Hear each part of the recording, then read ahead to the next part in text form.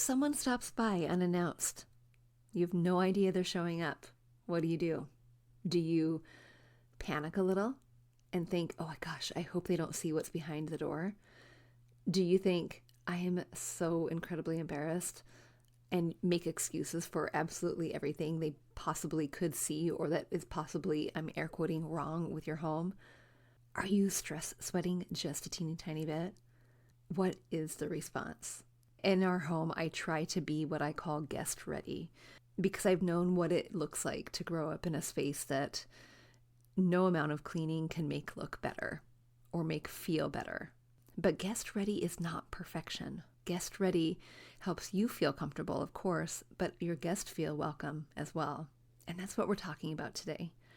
Earlier this week, we were expecting some out-of-town guests, not at our home, but we were expecting to see them for one of the World Cup games. And we had extended the invitation months ago.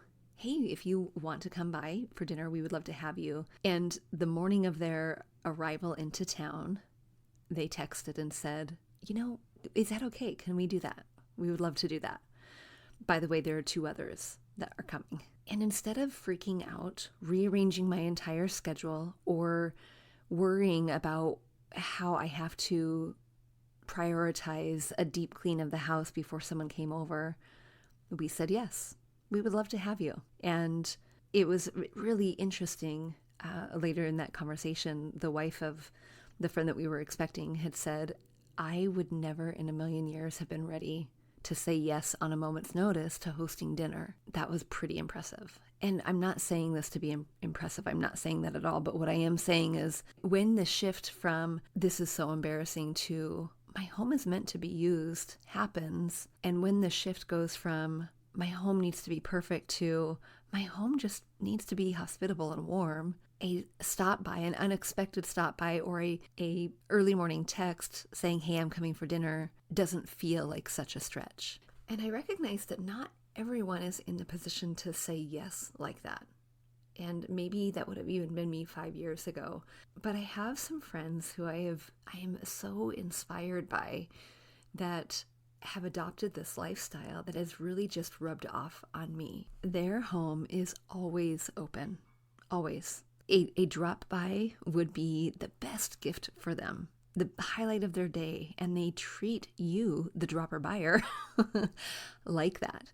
And I was chatting with them. I happened to be over at their home. We had played pickleball and were having a little dinner by the fire afterwards. And we were talking about the events of the last couple weeks and how the wife had been traveling, the husband was home alone, and by the way, they're in their 80s, so they are living without their children, but one of their kids came by and hosted a party there because dad said yes. And then, by the way, they had someone else dropped by and brought their own grandkids to swim in the lake, and another person came by and I came by, and all these things that had happened. We were filling each other in on these events of the last couple weeks. And the wife had said, well, that's what it's here for. That's why we moved here. I want our place to be used. And I did have to say yes, but you also have a heart of hospitality. You have the openness of hospitality. You have to be willing to say yes so that it can be used in this way. They're inspirational. They are exactly what I want to be when I'm 80 years old. But back to guest ready and what that looks like, I do think it starts with a willing heart. But beyond that, what does our home look like? Doesn't matter so much. Not necessarily in the, oh, is it pretty and perfect? No, but in the, are the floors clean, and is it dusted, and what's the situation with the toilet? That's what we're talking about today. So in order for me to have said yes to that spontaneous, delayed response to the invitation, if we're being honest, but in order for me to say yes that day, I had to have a foundation set. And the foundation that I use, you can go back and listen to in episode 387. I don't like to clean my home. I don't like doing it, but I love a clean home. And this is what I do to make me not go insane, cleaning it. I'm not going to hire someone yet. Maybe someday. I would love that someday. Love to provide a job for someone. But in the meantime, it's me. And I would like to say it's me and my kids, but who am I kidding? It's me. So go back and listen to episode 387 as a way to kind of just base prepare. But life happens. Things get a little bit out of whack. Soccer bags are lining the floor. We drag in, the little pine coney things. They're not even pine cones, but I don't know, something is really blowing all over the place in Western Washington right now. And we're dragging those in on repeat. They're not pine needles, they're not pine cones, there's pine something. And that's annoying. But there's life is happening, right? There's a craft on the counter. There is, books that are out there, all the things, right? Laundry that still hasn't been put away. So how was I able to say yes that day in order to be hospitable without rearranging my entire schedule? That's what we're diving into today so that you can be guest ready in a moment's notice in 20 minutes, 25 minutes. How can you say yes if you get that unexpected text, hey, I'm in town, or you get the phone call that mother-in-law is stopping by? How are you going to be ready? That's what we're talking about today. I have 6 tips for you for how you can be guest ready in 25 minutes.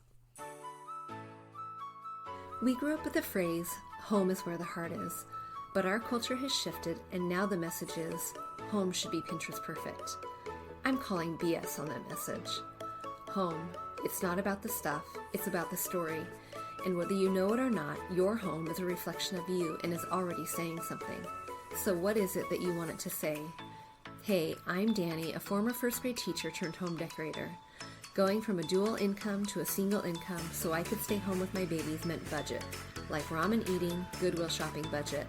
And I learned a few things along the way, like how to bring big style to your home without breaking the bank. And I'm sharing it all with you. Tips, tricks, decor, and design advice so you can learn to tell your story with your style, where you can start living free from the Pinterest perfect trap and start living a life of intention. Welcome to Fig and Farm at Home, where we design happy living and where it doesn't have to be perfect to be beautiful. Before I share the 6 tips that I use to be guest ready in 20 minutes, what I want to say is some of you may still be listening and thinking, I'm not there yet. I am still at the open my door, no matter if I know they're coming in 3 weeks or in 20 minutes, and it doesn't matter how clean it is, but my home doesn't look like me. It might be void of style. It might be void of personality. It might look the same as it did when you moved in 10 years ago. And you're recognizing it now. You're feeling the meh-ness of it. And you're wanting a change, but you're not quite sure if it's possible for you, if talking about it is enough to make change happen. Decorating SOS calls are a chance for you to dialogue about your space, but not just dialogue. You walk away with an entire idea bank of things that we can do, and not just ideas willy-nilly, because we don't need more ideas for ideas' sake. We need ideas that are specific to your home using the products that you currently have, the items you currently have. And if any of those are ready to go, great. Then we can brainstorm new ideas to take their place. Decorating SOS calls have been transformative for so many women in this community. They've given them a little bit of freedom to say yes to these unexpected guests. They've given them joy in the space that was really not joyful before. They've given them moments of awe, thinking, oh my gosh, I did this. And that's what I want for you. Decorating SOS calls are 1 hour of concentrated strategy. We talk about what is currently in your space that is working or not working. We talk about the ideas you have. We don't necessarily need to know your design style, but that's helpful, but we get there.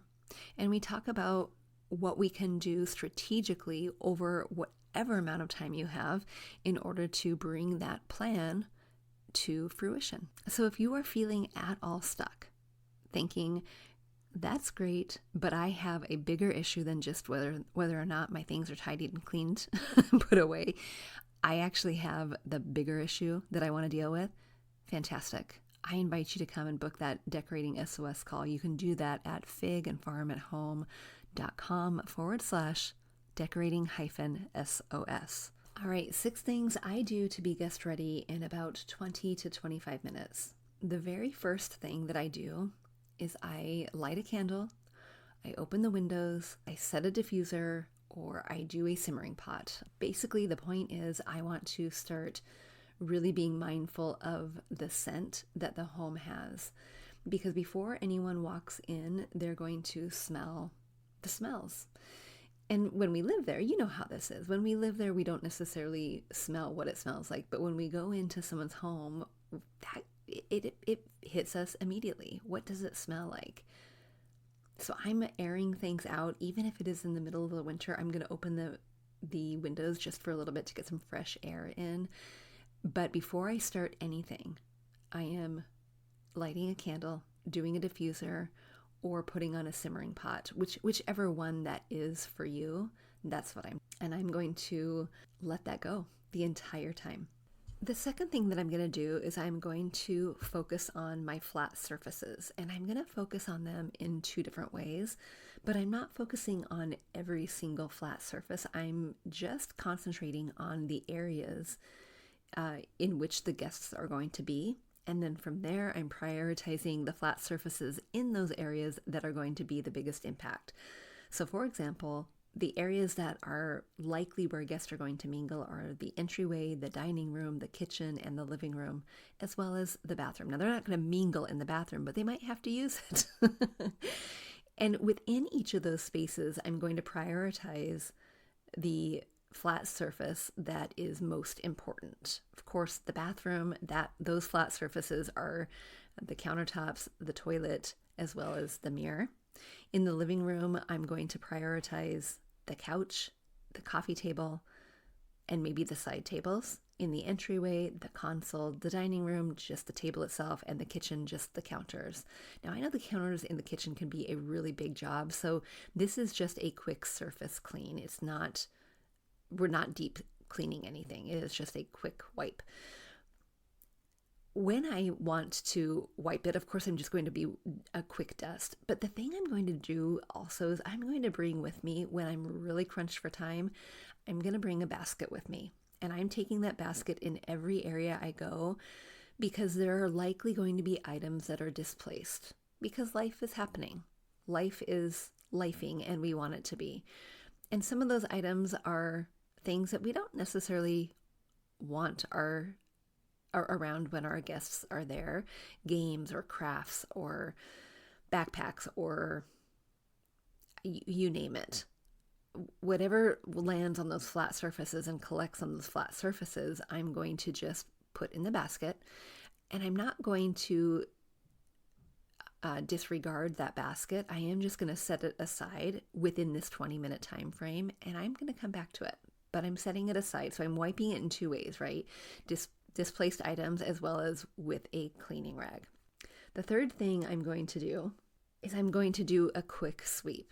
Now, again, just like we wiped our surfaces, I'm going to do a quick sweep in 2 ways. One is just visually, and the other, of course, is literally with a broom or a vacuum.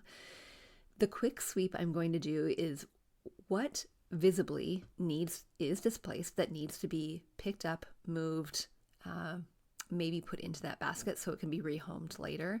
But then I'm actually going to the floors. And if you just heard my little sob story about those, whatever those little pine things are that are coming into our home every time we walk in and out of the door, I'm definitely taking care of that.